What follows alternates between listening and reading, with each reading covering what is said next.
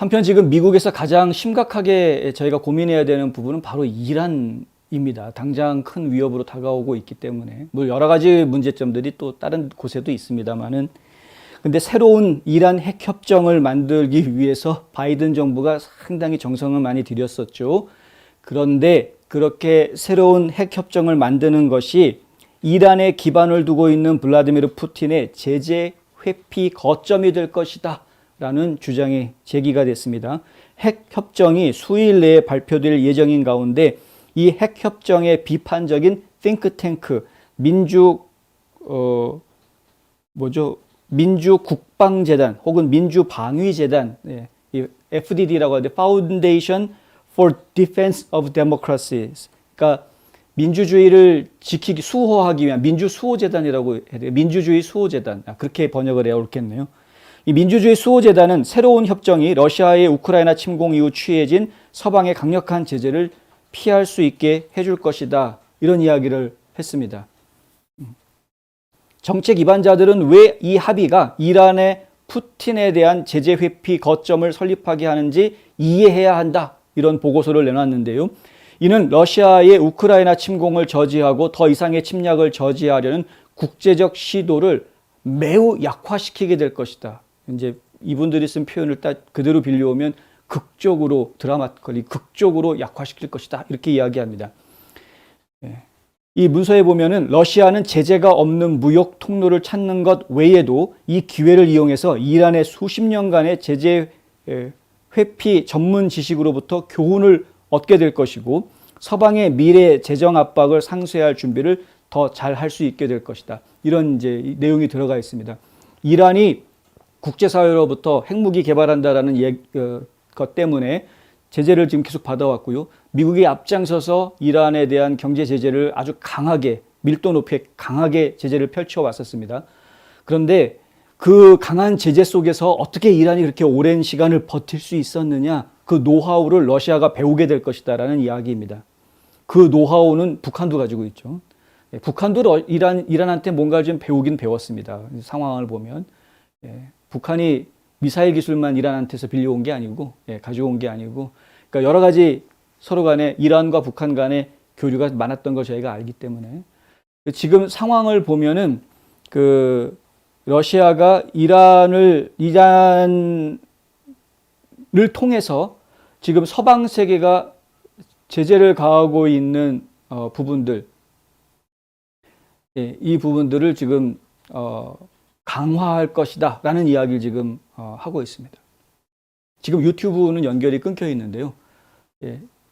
나중에 저희 럼블을 통해서 들어오셔서 보시기를 저희 권해드리고요. 일단 유튜브 쪽은 지금 현재 연결이 끊겼다라는 것 저희가 확인해 드립니다.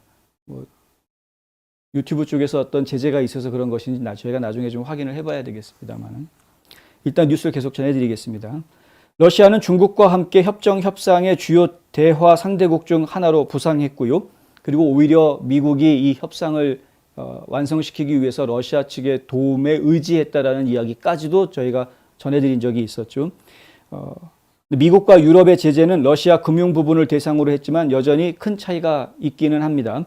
중국과 인도같이 러시아에 대해서 제재를 아직 풀지 않은 나라들이 여전히 모스크바와 거래를 할 수 있는 상태이고 이 유럽에 있는 여러 나라들은 러시아로부터 석유 수입 중단 안 했습니다. 미국은 중단하겠다고 발표했지만 뭐 나토 회원국들이라든가 EU의 회원국들 러시아로부터 받고 있는 그 석유, 가스, 천연가스 이거 계속 지금 받고 있는 그런 상황입니다. 그러니까 이 러시아에 대해서 대처하고 있는 특히 이제 우크라이나 전쟁에 대응을 하고 있는 러시아의 제재를 어떻게 할 것인가에 대한 부분에 있어서 각 나라마다 서로 입장이 다 다른 그런 상황을 볼 수가 있고요.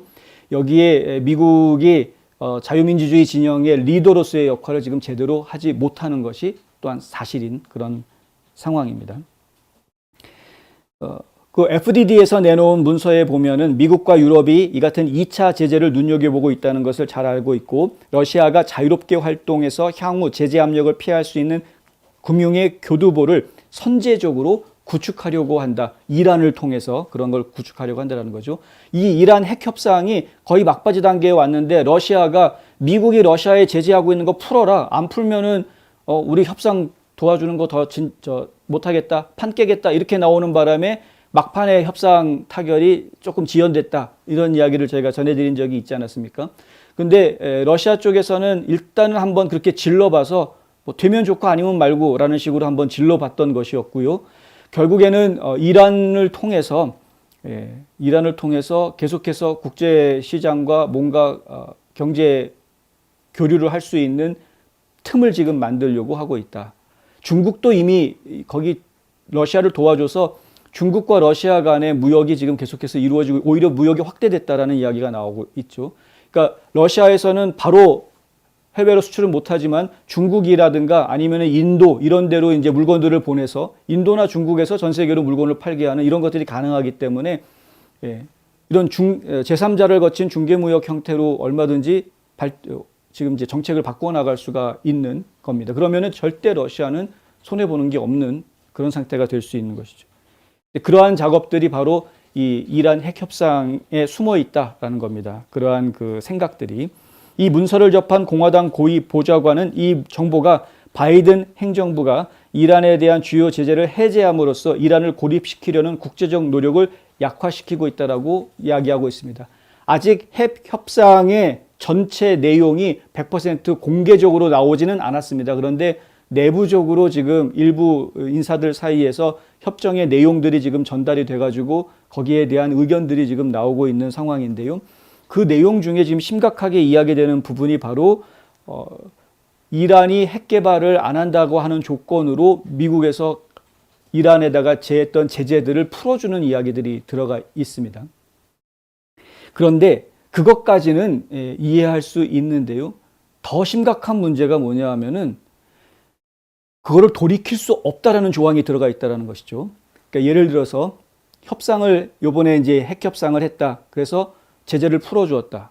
근데 이란이 좀 의심스러운 행동을 한다. 그래서 제재를 다시 가하겠다. 이거 못하게 하겠다는 겁니다. 그러니까 요번에 제재를 풀어주면 다시 제재를 가하지 못하게 제재를 가할 수 없다라는 내용이 협정에 들어가 있다는 것이죠. 이 내용들을 보고 지금 공화당 의원들은 난리가 났습니다. 얼마 전에는 그 하원에서 200명이 넘는 의원들이 이란과 핵 협정 하지 말라라고 공동 서한을 낸 적이 있었는데요. 근데 오늘은 상원에서 공화당 의원 50명 상원의원들 중에서 랜드폴 상원의원 1명만 빼고 49명의 상원의원이 모두 다 똘똘 뭉쳐가지고 공동으로 또 서한을 냈습니다. 바이든 대통령한테. 이런 식의 협상 만들어가지고 오면 의회에서는 승인 안 해주겠다 이거죠. 의회의 승인이 없이 이런 국제 협상을 맺는다고 하면 당신은 결국은 큰 실수를 하게 되는 것이다 라고 이제 경고하는 그런 서한을 내놓았습니다. 의회에서 강력한 초당적 지지를 받지 못하는 새로운 협상은 존속되지 않을 것이다. 의원들은 2015년 법률에 따라서 상원에서 표결하지 않고 의회를 통과해 합의안에 동의한다면 이를 뒤집기 위해 우리가 할 수 있는 모든 것을 할 것이다 라고 경고하고 나왔습니다. 그러니까 지금 바이든이 이 협상 내용을 바꾸지 않는 한 의회에서는 인정해주지 않겠다. 근데 뭐 민주당이 똘똘 뭉쳐가지고 인정해주면 되는 건지는 잘 모르겠습니다만은 하여튼 지금 공화당 의원들은 지금 똘똘 뭉쳐서 이란 핵 협상에 반대한다라는 입장을 분명하게 지금 제시하고 있습니다. 러시아가 중재한 새로운 이란 협정은 미국이 이란 은행에 제재를 가할 수 없도록 규정하고 있고요. 그렇지 않으면 이란은 우라늄 농축 활동을 확대할 수 있게 허용해 준다는 내용이 들어갑니다. 그러니까 결국은 핵미사일을 만들 수 있게 해주거나 아니면은 제재를 영원히 못하게 하거나 둘 중에 하나를 해야 된다라는 이야기가 되는 것이죠. 그래서 상당히 불합리한 이 협상이다라는 평가가 지금 나오고 있는 이유입니다. 이 새로운 그 이란 핵 협상은 며칠 안에 발표가 될 것으로 예상이 되고요. 이란은 협상 대부분이 끝났고 양측은 바이든 행정부가 이 제안을 받아들이기를 기다리고 있다. 양측이라는 것은 이제 이란과 러시아겠죠. 그래서 바이든 행정부가 이 제안을 받아들이기를 기다리고 있다. 바이든 대통령이 취임하고 나서 지금까지 정말 인정받을 만한 제대로 된 선택을 거의 못하고 있기 때문에 매번 실패하고 있기 때문에 이번에 이란 핵 협상도 마찬가지로 또 실패하고 있는 것이 아닌가라는 생각을 하게 됩니다. 상당히 안타까운 마음인데 많은 분들이 좀 기도해 주셨으면 좋겠습니다.